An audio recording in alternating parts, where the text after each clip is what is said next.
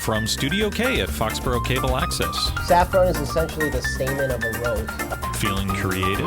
Sage has a great flavor. Is your palate needing a new challenge? Well, let's cook with Mike DiMascio.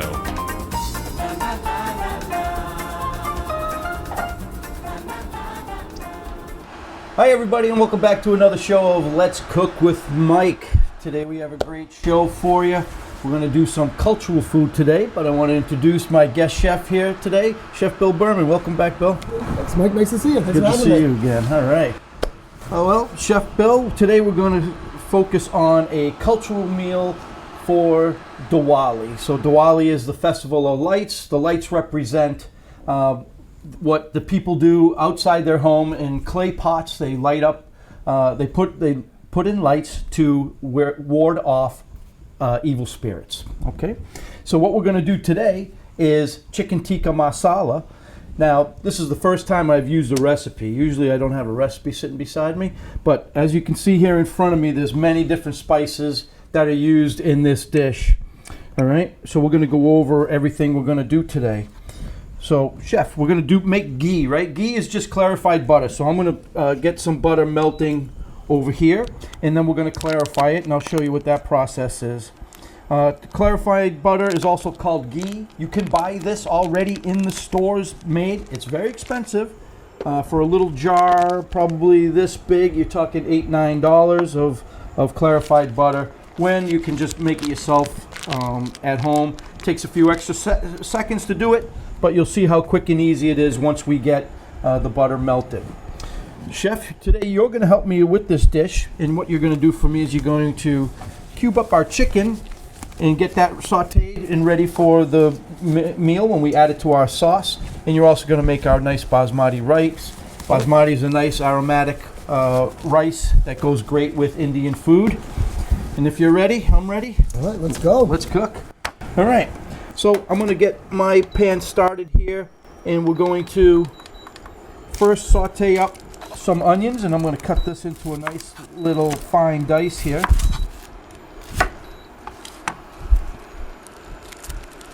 Now, you know, Indian food is very aromatic and it's very flavorful, and as you can see, it uses a lot of spices to get all that flavor together. It's probably combinations that you wouldn't think of, but again, in the Indian culture, this is you know, a pretty common meal. So as you can see here, I'm melting my butter. Bring it down so we don't burn the butter. And I have my pot for my sauce. We have our pan for our chicken, and we have our pot for the rice. We do. And this rice is a 2-to-1 ratio, so 1 cup of basmati rice to 2 cups of vegetable stock or chicken stock, whatever you feel is necessary for this dish. And we're boiling and adding the rice and getting ready to go. What did you use for a stock in there today? We use chicken stock today. Very good. So again, 2-to-1 ratio, so 2 cups of liquid to 1 cup of rice. And so a lot of people just use plain old water for rice, but you know, you can add flavor by just adding a vegetable stock, whether that you make it yourself or you can buy in the store. Same with the chicken stock. You can boil down chicken, reserve the liquid as you're boiling the chicken. Say you want to make a like chicken salad and you want to boil your chicken off. You can reserve that water, put it aside for later on to use in a soup, to use in a sauce. Always great to have it fresh rather than buying it out of a box. So you can see here I have our melted butter. All this foam, which is basically the milk fats, milk solids on top, we're going to clarify that off. So I'm going to disappear off camera for just a few minutes as I clear this off, but you'll see the difference when I come back. we're going to continue dicing up this chicken for our tikka masala.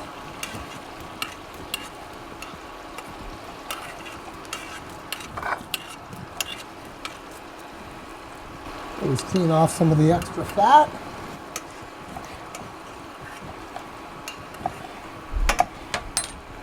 Okay, not too long, right? So you can see the difference now. The bubbles here are just from the heat boiling it, but you can see the butter is much more clear. There's a lot less of the milk solids there, and that's going to make a great base for our sauce. We use butter here instead of the oil, just because the butter has a much richer flavor than the oil. That's going to bring out a lot of these flavors. Now let's go over what we're using for flavors here. Like I said, there's a lot of spices in this dish, and that's why I have my cheat sheet recipe here, because the quantities are all different and the amount of seasoning that we use there's a lot of variety, and we'll go over those in just a second. I'm going to mince up this garlic here. As you see, I did the onion in a small dice, very small dice, and I'm going to do a mince with the garlic here. All right, so we have our rice cooking. Let's get our chicken going, all right? Get the chicken going. Pan's hot, oil's in. This is a mix of extra virgin olive oil and canola. I can already tell the pan's hot, the oil's rippling. So you've mentioned that before, the rippling oil. What are you looking for? You're looking for motion. So once you see some motion, sort of like waves, it's hot enough for you to start cooking. Don't touch the oil with your fingers. A lot of people like to touch the oil. That doesn't usually end up pretty good. And when you add something to hot oil like this, we don't need to throw it in all at once. You can do it gently. Try to avoid splashes. Yeah. This is a great dish. It's going to really add flavor to the air here in Studio K once we get all these spices going. Alright, so I'm mincing up the garlic here. We got a nice little pile of onion, and I am going to start. Now, one thing you want to remember with the butter is that when you put it onto the heat, you want to get the ingredients in there quick because it will brown up, and we don't want this to brown up. We want to make sure that the butter stays golden so that it just makes all the vegetables golden. So we're going to add our ghee right in here, about half of what we cooked down. And I'm going to immediately add our onions and garlic so that the butter doesn't get too hot. This will keep the butter at a reasonable temperature as we start to add all of our flavors here. No worries. All right. No worries. So now we're going to start to add all of our flavors here. And let's start with cumin. The first thing we're going to add here is some cumin. And we need 1 tablespoon of cumin. Could I have a mixing spoon of some sort? Sure. Again, we want to wait till these onions and the garlic get a little translucent here. Cook it down so they're soft. So we're going to get 1 tablespoon of cumin. So now, cumin also comes in a seed form, right? Yes, it does. So if you were to buy the seed, you could potentially at home grind it in a spice grinder. If you have a spice grinder, yeah, absolutely. Grinder? Coffee grinder works as well, as long as there's no coffee in there. The salt. Oh, I got it. Put the salt in here. Help yourself, please. Here's the salt here. Next is our ground ginger. Yeah, ground ginger. We're going to do a teaspoon of ground ginger. Take these caps off here. You're going to see we have a lot of different ingredients. Ginger, cumin, right? Cumin's used a lot in Spanish and Mexican cooking. But also, as you can see here, Indian cooking as well. And here we have ginger, which is a lot of Asian, used in a lot of Asian meals, mixing with the cumin. So this is a, very aromatic and, versatile with different cultures and spices. You can use all sorts of things. Then we're going to go to, sorry, I grabbed the wrong one. We're going to go to cinnamon. And we're going to do a half a teaspoon of cinnamon. All right, sprinkle it in there. And again, I have the heat low on this dish, just so it's a slow boil as we add all of these flavors to it.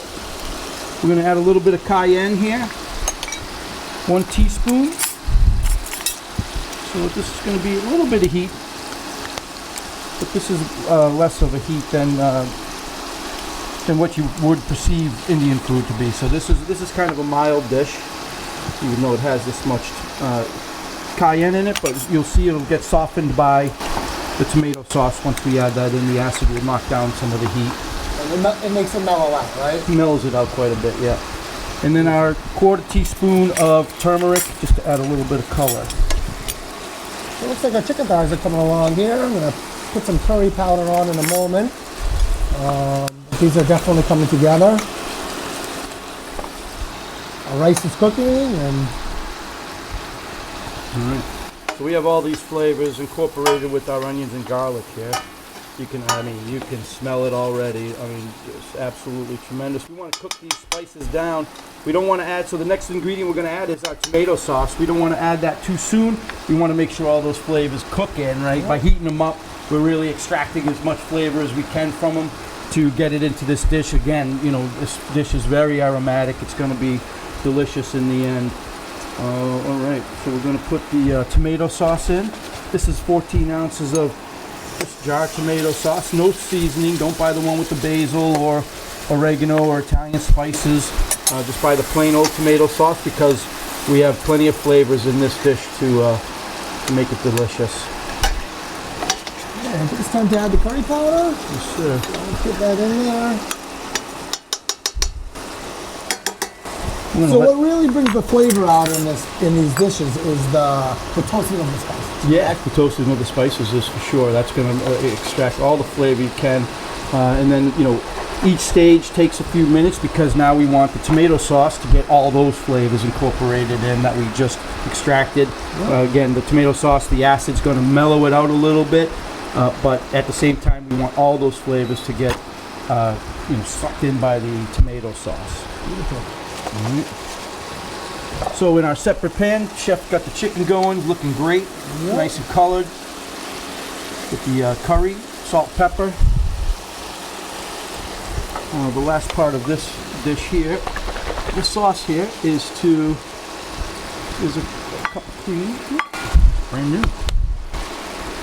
So the tomato will thicken it up, the cream will thicken it up, kind of give it a velvety Yes, texture. velvety finish. But it really sticks to everything. Yep. And we're going to add this in. As you can see, it's nice and thick. The tomato sauce thickened up. All right. And now we're going to put heavy whipping cream in. Not just heavy cream, the whipping cream's a little thicker. That's going to thicken it up nice. And what's going to happen is that when we add this chicken, we're going to keep all these juices from the chicken. And when we add these together, the amount of liquid from the chicken extracted is going to thin that sauce to make it the perfect consistency that we're looking for. All right, we're going to put in our cream here. This is 1 cup of cream in with our dish. We're going to bring this up to a little bit of boil. We're going to add a paprika to finish. Now you can use regular paprika. I prefer the smoked paprika. What do you think? Much better. Yeah, much better. Much better flavor profile. Yeah, much better flavor. It'll mix perfectly with this. This gives it that little bit of smoky flavor on top of all these delicious spices. Incorporate this really nicely in. It looks great. Well, I think our rice is finished. Wow, that was good. So we'll let it sit and rest, and So we cook the rice with the chicken stock, and a little salt and pepper, and ready to go. Again, we don't need to season it too much because we have so many flavors elsewhere that the rice on the bottom is actually to neutralize everything. Because if we had flavors in that as well, you'd lose it because there's so much going on here. So now the last step in here is the paprika, which is 2 teaspoons.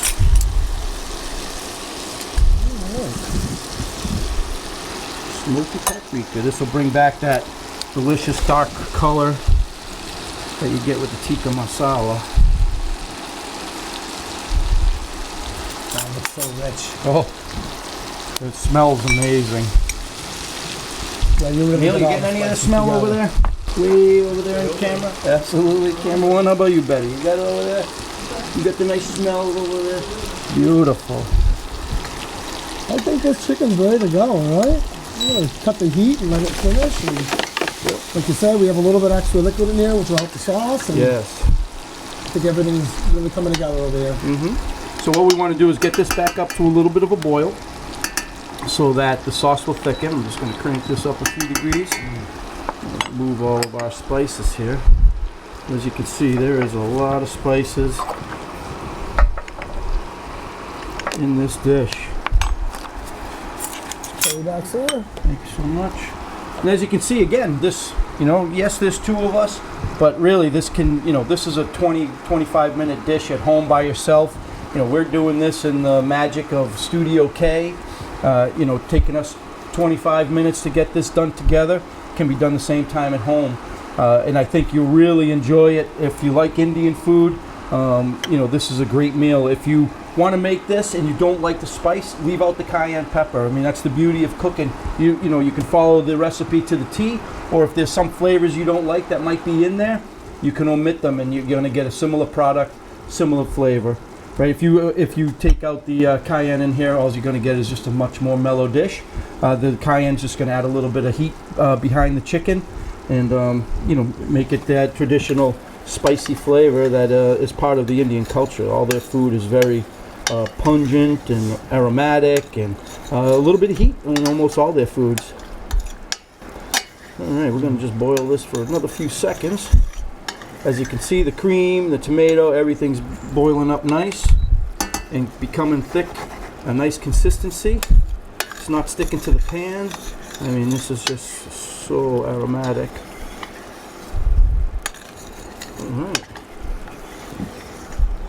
So we got Halloween coming up pretty soon to time stamp this episode. What are you kids doing this year for Halloween? Anything? I have no. I have a 14-year-old and a 16-year-old, and So they're aged out almost. Teenagers, right? Like teenagers, what are you gonna do? Whatever they do, I hope they have fun. Yes. Whether it's at home or out, but As long as they don't egg your house. and I always appreciate a large bag of assorted candy. Who doesn't? Make sure you get the good ones before they do. Yes, sir. All right, so we have our sauce is ready to go. Chef, I think we can add our chicken right into that dish. You want everything in, right? Liquid and everything? Liquid and everything. We're going to get that all in there. It's going to thin out our sauce. I mean, whoa, this looks just so good. Now we're going to let these things cook down together. Oh yeah, that bottom of the pan. Get that stuff in there. As you can see, it's looking really traditional, really delicious. I mean, we have so many great flavors in there. Are there any of these flavors you don't prefer here, Chef, that we put in there? I love them all. Love them all, right? Love them all. Just so good. And again, different combinations, different quantities. If you like, again, as we were saying earlier, if you like one flavor more than another, you can always add a little extra of that flavor. And, and get the flavor profile to your preference, what you like, what you want to eat. That's the beauty of cooking. You can take the recipe that I'm using here, you adjust it a few times and, add a little bit of this, take out a little bit of that, and now it's your own recipe, and, it's not anybody else's because you've adjusted it to the way you like it. All right, I think it's almost time for plating. So this is going to look good on a white plate because we have a nice colorful dish here. Get our ghee out of the way. All right, we're down to our two last parts here, so we can put some rice there, put some rice here. Rice came out great. Right in the middle. Beautiful. You found a ladle. What was that ladle? Right in there. You got it. Studio K has everything. Sometimes you gotta look, but you know what? It comes out. We always get what we need here at Studio K.